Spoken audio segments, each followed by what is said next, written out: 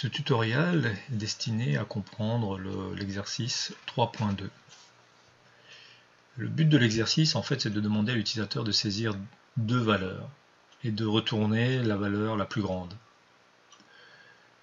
Donc, pour saisir deux valeurs, c'est toujours pareil. Je fais un row input, entrée, première valeur. J'en fais un deuxième.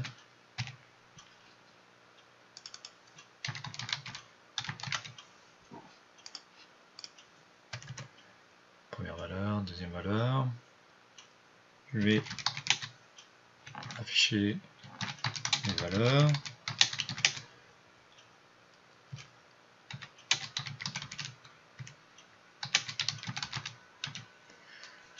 Pour l'instant, ce programme ne fait pas grand chose.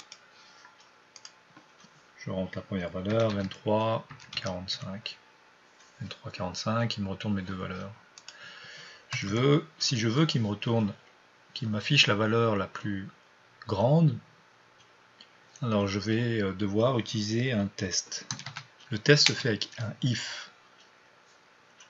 Alors il suffit que je compare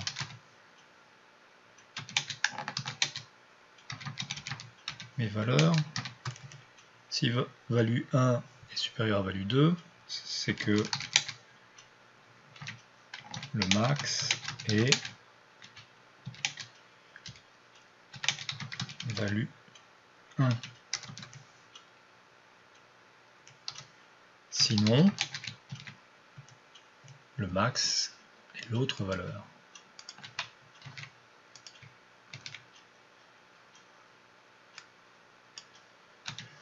Alors quand je fais une condition, un peu comme le for, j'écris if, je mets un test booléen ici, je mets deux points, automatiquement j'indente, j'ai un bloc qui commence, ce bloc sera exécuté si la condition est vérifiée, si elle n'est pas vérifiée, c'est le else qui est exécuté. Attention, on peut avoir un if sans un else, on n'est pas obligé de récupérer l'autre, le cas où la condition n'est pas vérifiée. Donc si je veux récupérer le cas où la condition n'est pas vérifiée, je mets un else. Pareil, le else, je mets deux points, l'indentation, j'ai tout un bloc qui peut s'exécuter.